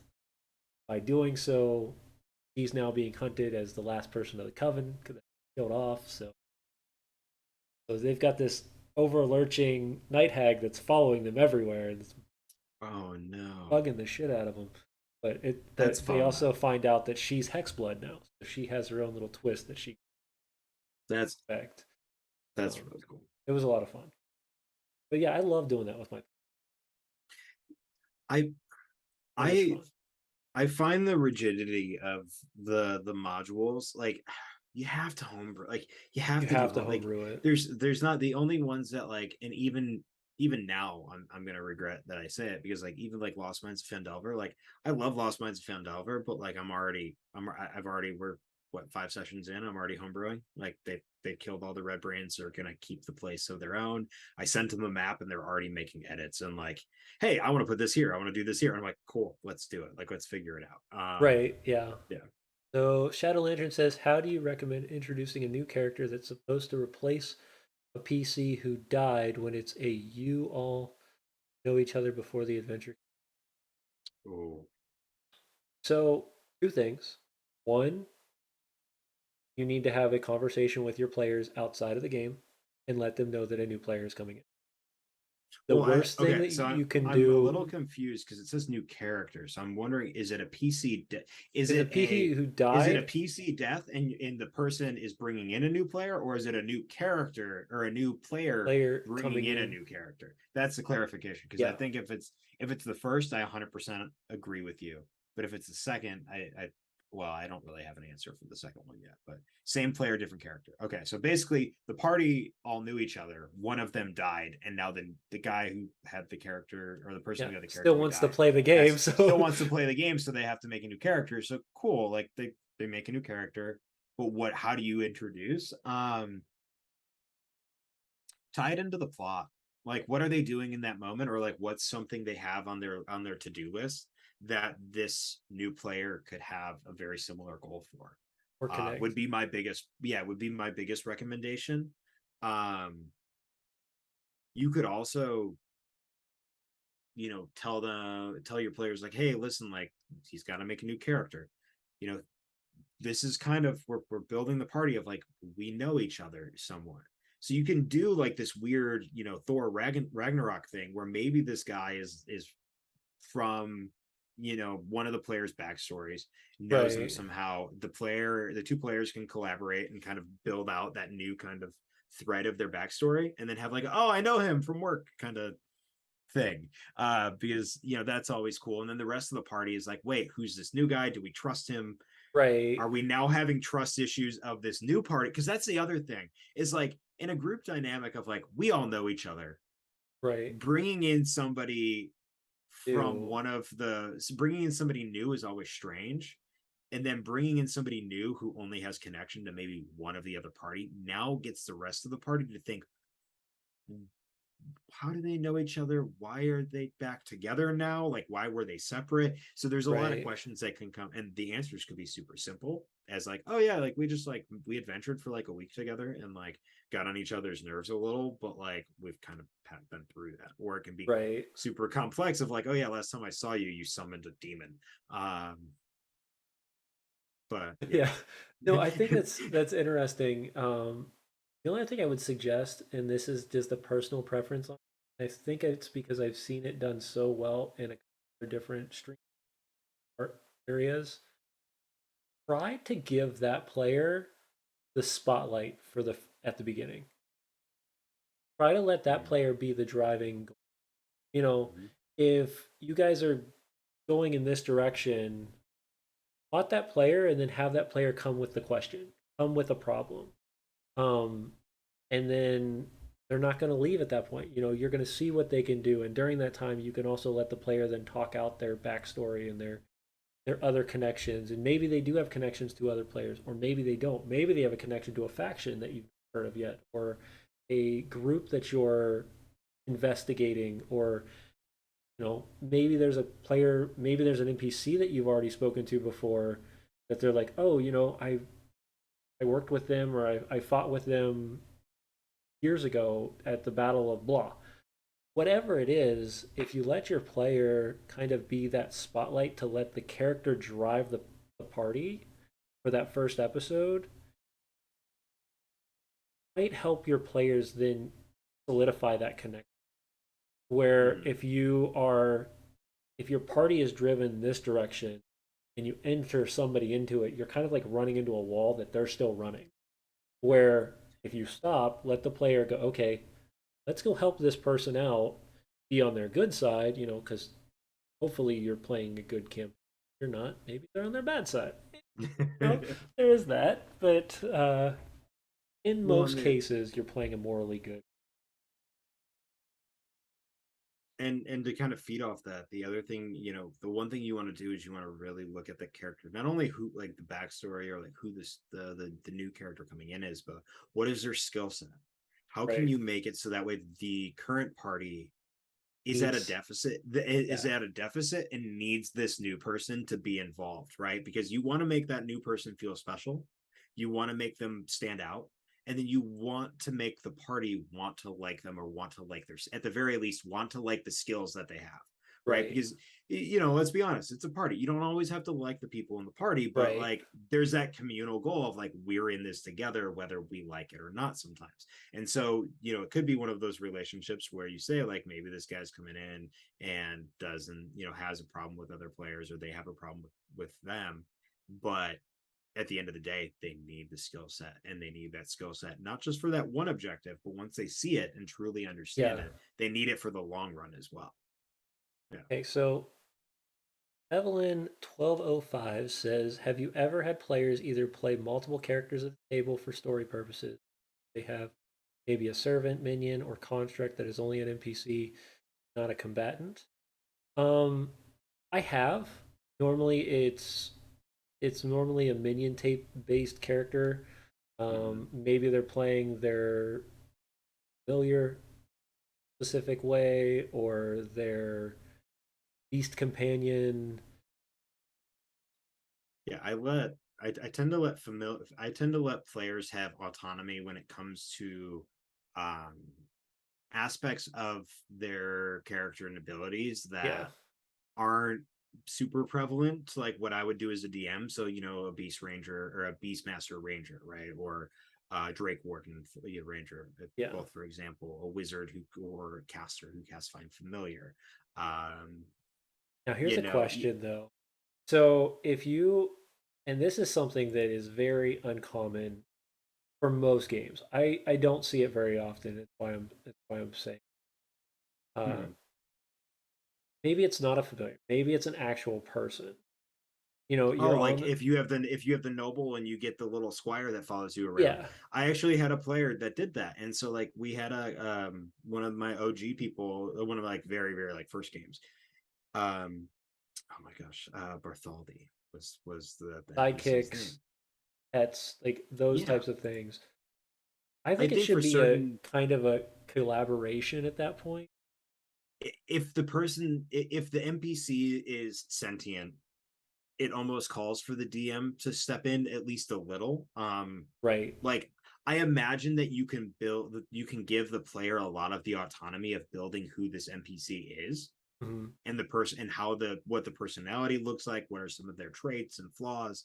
Right. But it would ultimately fall, like, when they're interacting, like, how would that look, like the player just sitting there talking to themselves for 5 minutes. um if they're talking to they're, they're a noble Right. and they're talking to the page or the squire that's with them, or a knight. um I think there's a little bit more wiggle room. You could have another player play the page or the squire, Right. You um could. That'd be interesting. I don't think I've ever and that had would be that. Tried interesting as that. well. But I Um. don't. Once you get into that range of sentience, it's hard. Yeah. Like, because Anything. you're dealing with So here's an interesting one. We're diving into sentience. How do you then play a awoken weapon? oh well, awoken weapon. Okay, so you could, okay, this is where it gets a little interesting, because with an awoken weapon, or a weapon that can talk, right? If you're like Right. talking about Grog and the sort of Yeah. Kaz, right? Um, the player can make up whatever the hell they want, right? They can talk to themselves at that point, because the sentient weapon only talks to them. So Right. for key important details, right?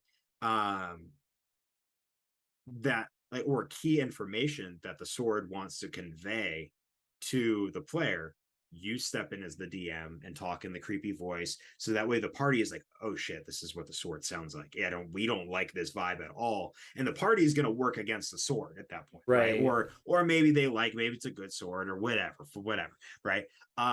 But other than that, you do the same thing that you do the reverse of what the NPC or what the player did for their NPC companion for the Right. sword. You give the player the list of traits and the way that they talk and mannerisms and things that they would say Yeah. and flaws even, and give them that and say, okay, cool, talk to you, like, respond, like, make little responses here and fruit flies, make little responses here and there uh just to like something that you think they would say, Right. right? You give them the caveat, like, it's nothing groundbreaking. You can't be like, oh, I know where Vecna's phylacteries are, like, Yeah. but The sword told me. the sword told me everything. No, you're not. You guys are only level 5. You're not figuring that out yet. Like, it, but you step in when you need to for like the cool role play moments. Right. But then give the players the opportunity to have those cool like almost multi-personality, weird Personality connections. psychotic breaks. Yeah. Which leads to that second question of like multiple personalities or identity disorders and things like that. In Equirium, one of our players, Professor Hale, human wizard, it did in fact have 4 different Personnel. people. I don't want to say anything because like the player could very much, he stepped away, but he could very much come back. Like Yeah. the character's fine and all right, but the player or the character has 4 different personas, we'll call them. Okay. And the way that worked is that he had some internal monologue with himself where he would like kind of like make little remarks like we were talking about. But then he also would roll, right? So like if things were happening and things were going on and he knew one persona would try to push to the forefront, he would make a private roll, and at the first chance that he can get, he would swap personas, right? He wouldn't do it like mid conversation. Right. Most of the not at least that yet, like that line, that barrier hadn't been crossed yet. He would often do it during long or short rests, right, when he's in Right. this more meditative and like focused state, where the minds of where like the personas are meshing back into what would imaginably be one until one Right. takes So over. there's um a really good, for anybody that's interested, and I'm gonna preach it once again, is if you go to Realmsmith and you go to Into the Mist, which is their Barovia live stream, there's a character on there, Sterling, who's a Warforged Rune Knight, and you find out in season 2 that he's part of what is called the Amalgamation, and it's 8 different minds that have been melded into this Warforged, that's pretty cool. and slowly you see that thing open up, and it explains more of who he is and what they are. Um, but there is one part in this last season where he literally goes through every one of them, and I'm like, wow, there's so many in this freaking head of yours. Uh, but a lot of it has to do with high emotion. A lot of it has to do with, like you said, long rests where you meditate, Mm-hmm. and magical use. Like, if somebody's messing with, like, if you're put to sleep, well, maybe that mind is the only one put. Yeah, So then you have a new mindset that comes up. you have another one that immediately pushes to the forefront because fight Yeah. or flight. Right. Oh man, one of them's down. We got to get in there. Yeah, like Yeah. yeah, that'd be Now, make yeah. sure though, as a GM, though, you understand that that's going to happen. Mm-hmm. It's There's a lot of fun, trust that there's a lot but of there's a trust lot of that goes trust that into has that to go into those relationship. Yeah. characters. Any time where you're going to be playing multiple personalities or multiple characters, there has to be a lot of trust between you and the game master. Because the other thing you have to now avoid is how much meta knowledge does each one of your personalities know? And Mm-hmm. how much does each one of your characters know? Because then you start bleeding into things like, oh, well, I heard that over there. Did you? Because that was so and so talking last time, and now you're Mm-hmm. this person. And That can be the a I think headache and a half. the interesting thing. So like we sat down and talked about it for a while, kind of because of that meta question. Right. And my response was very simple, knowing what his backstory was and Hmm. how he got the personas. It made sense for me to go, yeah, they all know whatever the one who's in control knows, right? And that's a very simple answer. Was it maybe just to simplify things for both myself and the player? Sure. But in that circumstance, it also made more sense. Whereas if it was a good example would be William Defoe in as Green Goblin, right? Right. Where he completely has a blackout when Right. he's in Green Goblin, and then he comes back and he's like, who like freaking out, like I need to see Spider-Man, like I need to figure out what's going on, like I have no idea. Yeah. And then he goes from that like timid to like the regular Norman Osborn, and then back to Green Goblin, and it's all these shifts, and he knows when the Green Goblin's going to take over, doesn't have enough time to warn, and then just Yeah. And then swaps, snaps right? over. Yeah. I think, like I said, I'm okay with people playing the RP version of that. Only thing I will say caveat to that, and I have yet to have it happen in my games, and I have one of my players in here who is probably that person that will do this. So I'm going to very cautiously say this. I have yet to have somebody who's come to me with two full characters said, "Hey, See, when I yeah. flip, they're a different character." Eh, that I No, don't see, like, but the I was that's the close. issue. The wizard, each different persona had a different spell book. No, And that was that's cool because I said, listen, at level interesting. one, I can't. I was like, at level one, I can't let you have or four different spell books because that's Right. just insane amount of spells. You can swap whatever you wanted, Yeah. and so like there was a little bit of trust there. But he went, no, let's whittle it down. I have the same spells for all of the spell books, but each one of them gets one unique like cantrip or first level That's spell. not And bad. I was like, or like instead of doing like you swap out, like because I know that wizards have like a new swap out where they can do their cantrips or gain new cantrips or whatever. Yeah. I think that was even before those optional rules where I was like, yeah, like you can swap out one of the cantrips that of the original three that your character would have. Mhm. Um, for each of the four personas, so that way you have something that feels like your character. Like a new Um, character, right? Like gives you yeah, that like new like you're feeling. playing, yeah, like you're this person, and this person's vibe can be seen in the spells that they would cast as well. Yeah, that makes sense. Um, But like if somebody was like, "Hey, when I I'm a sneeze, I go from barbarian. a barbarian to a wizard." Like, Yeah. no. No. How do you? No, you And don't. if No. you are, you're Um, keeping your stats and good luck. That's all I'm saying. yeah. Well, like if you are, like, I hope that your three highest stats are strength, con, and intelligence, because I don't know how else you're I don't doing know that. how else this is gonna work, right? But like I said, I've only seen it work once. It was Mhm. worked. It was an amulet, and it was two players playing. So it wasn't. And what it was is, if you at a long rest, if really what it was is we had too many people that we had two players that couldn't play every week. Mhm. So they had an amulet that would literally pull them back and forth between I like that. That's a the cool way of thing. doing that too. Yeah. Um, but at the same time, they didn't know what the other person knew, so it helped it really well um, Yeah. as well. Well, So because they weren't. Yeah, that's the other thing. Like they weren't there. Yeah. No, I love that entirely because it's like, oh hey, I was in my own little thing. I ran. We just did, like I was saying, we just did the red brand hideout in Lost Mines. And yeah, the party decided I have 7 players in that game, and they decided to split into a group of 3 and a group of 4.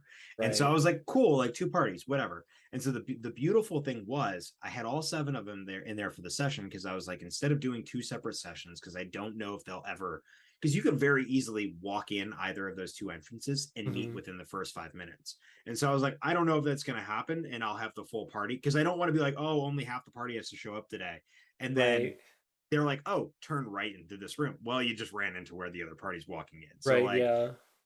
you know, um, but Time so can be manipulated a little yeah. bit here too But if so you the had cool to. thing was though, when I was like, all right, cool.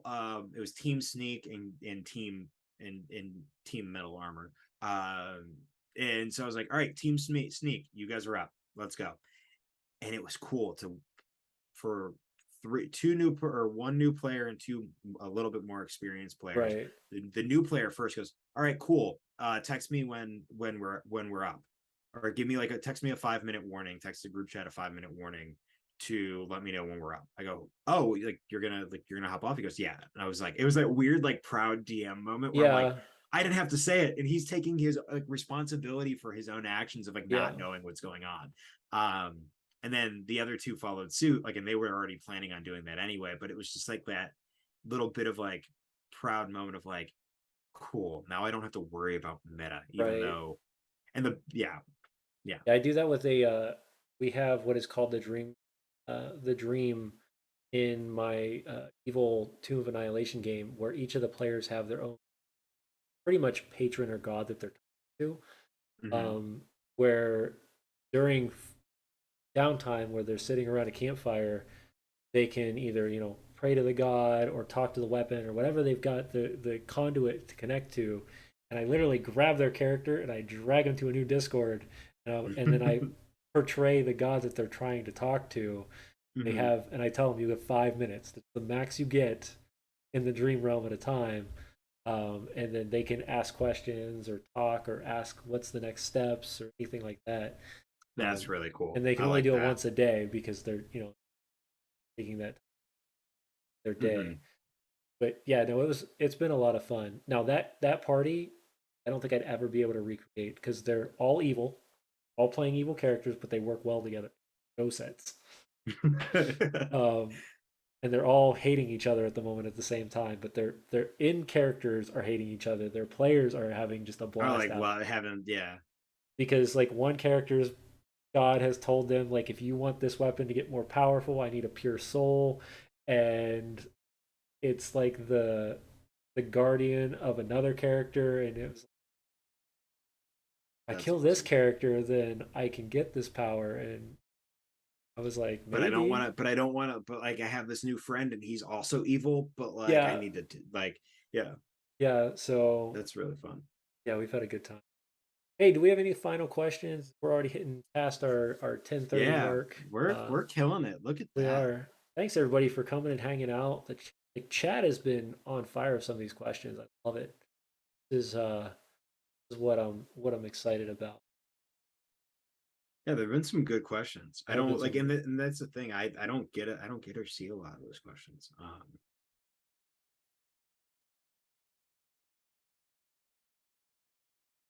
Oh, no, no, no. I mean, no, no, no. I'm saying like I don't get it. I haven't heard a lot of those questions Oh yeah, before, no, so these it's questions not, were it's really good refreshing. Yeah, it's to refreshing. hit. Um, oh, crazy name next open. Uh, so yeah, while you guys are coming up with your final questions for the night, next week we have Chris from Loresmith. Ooh, from Loresmith. So They do Loresmith, some good stuff over there. they do some really cool things. They have the cult They just, book, the yeah, there's an in book, in which book. I've been meaning, as somebody who prides Yeah, himself in Spectacular ins, like, Settlements yeah, is a good book. that one, how they structure ins is really cool. Like I've Yeah, used that for my own home, like I've used that a little bit slightly for homebrew, similar to how I use the exam or the Wild Mount book. Yeah. I like Loresmith stuff a lot, and having the opportunity to have him on the board to talk. Remarkable Shops, Wondrous Expedition, Remarkable Cults is the new one that's coming out. Mhm. And they have something with Remarkable the wilds Inns. where, yeah, there's one where it's like encounters in the wilds or something. I don't know Yeah, if that's a Wondrous book or if that's like Expeditions a, is a forest. mhm. It looks like there's multiple in. Yeah, Wondrous Expeditions gives you can do forests. I think they're getting ready to. Yeah. Yeah, and I love that. And there's what the other one that's very similar to that I like seeing is Callwood or Kwood, Kwood Publishing. Crazy. They do all like the Monster of the Feywild. They did the oh my gosh, what can I think of it?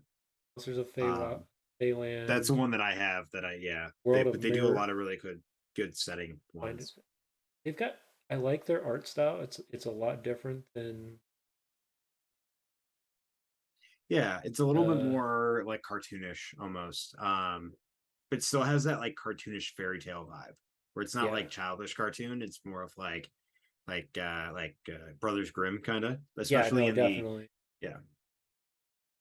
And then of course, if we're bleeding into those huge guides, Nord Nord Games has some Board games. pretty Okay. awesome I ones. feel like I have, but I don't remember where I've. Let's see. So they have Oh, yep, yep, yep. the alchemy I book. They've got a bunch of books. I think of brains not.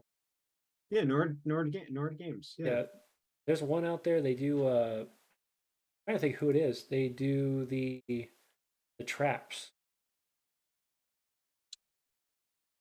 I'm looking on their website now because you've got me Yep, elements of inspiration. That's that's interesting. their new. That's their new card deck. That's Yeah, this is what they is this the one that partnered with treacherous traps. is this That's the the one who one. partnered with wait featured products? Why is Remarkable Shops in here? They work with Nord, or they Ah, they work with work Lore with Smith. Laura Smith. Gotcha. That makes sense. Because I know I've seen Laura Smith stuff and I was like, wait, I don't remember. Yeah. Yeah, they're the Cool. ones That's that awesome. did spectacular settlements, treacherous traps. Treacherous traps. Oh my gosh! If you want a book of just destruction, treacherous traps is a. You know the other books that I bought recently, and I don't know who the here, I'm gonna grab one. Who's the publishing company on these?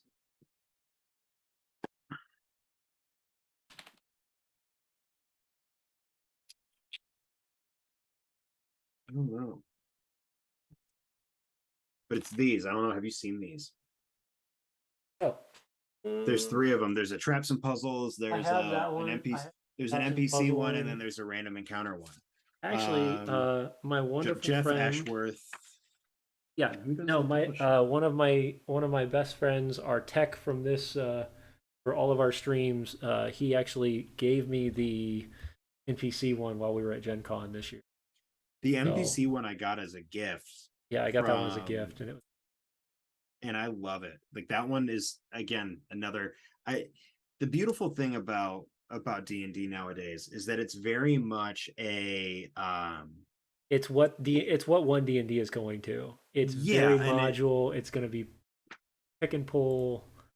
well, and I enjoy my biggest thing that I say now, like in the being in the creative space, is that there's no such thing really as original thought anymore. Because like even though like you and I can have different ideas, there's somebody else out there who's had a very similar idea to what Right, either of us has.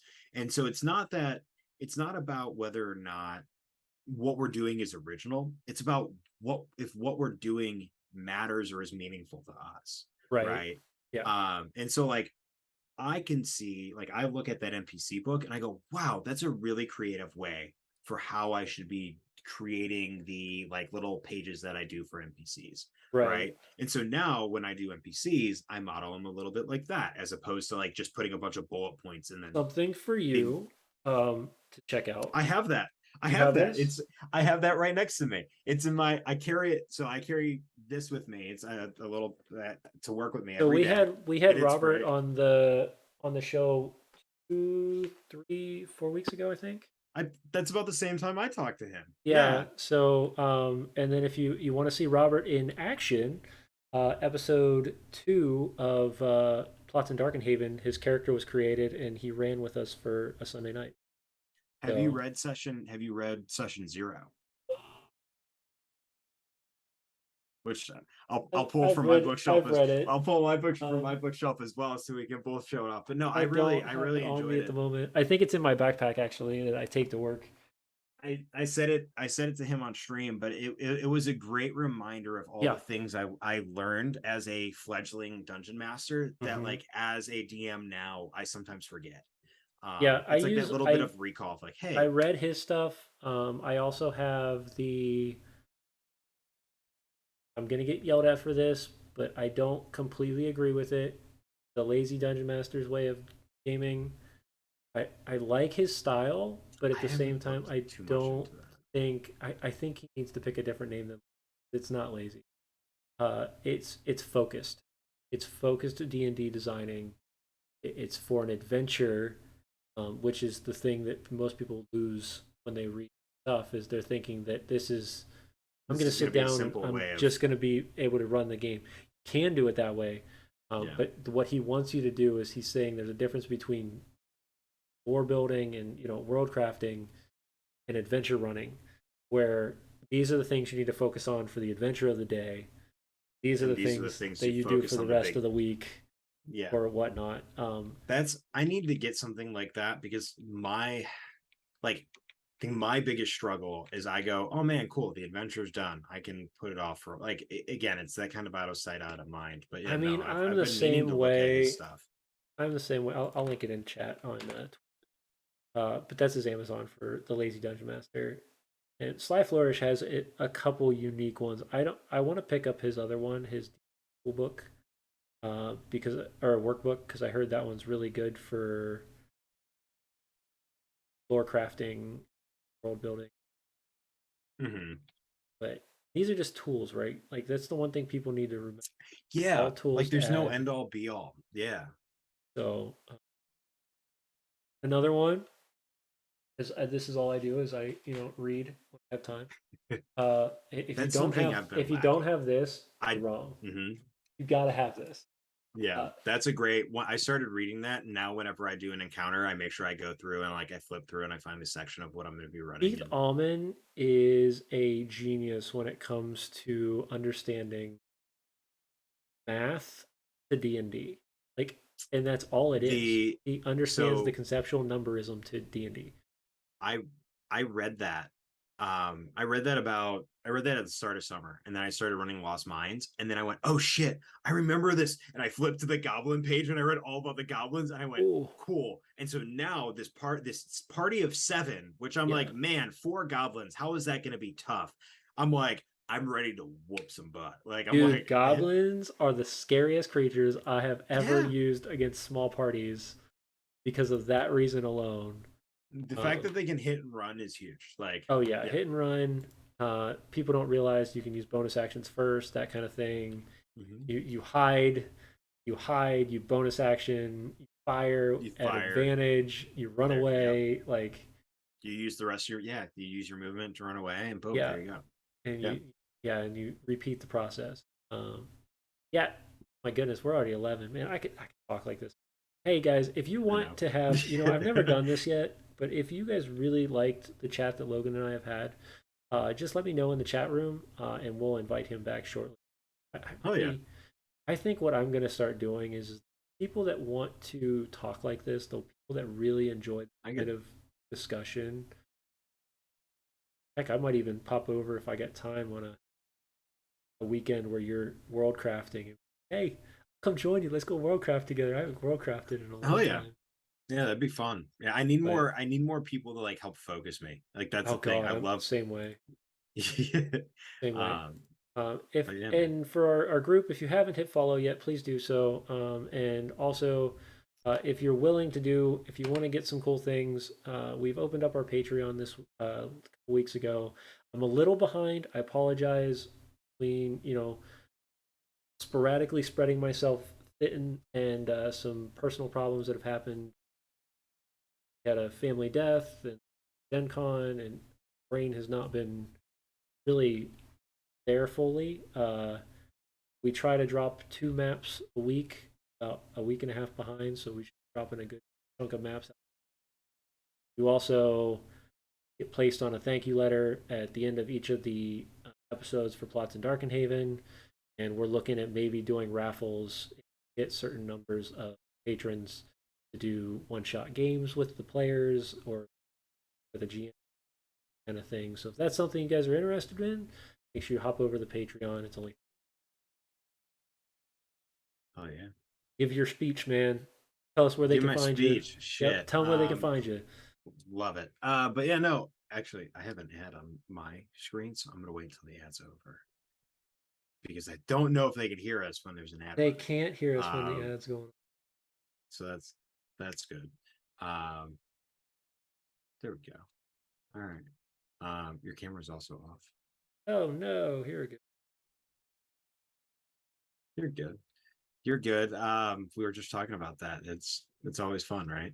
But no, support the Tabletop Misfits Patreon because they're doing some cool stuff. That's what I have to say. I also have to say that I'm Logan, the innkeeper over at the Red Hair Inn, where we do all kinds of D&D 5e stuff. I haven't really expanded out to other TTRPGs yet. As the need happens, then I will, but I love D&D, so that's where I'll be. We'll We give have him some love.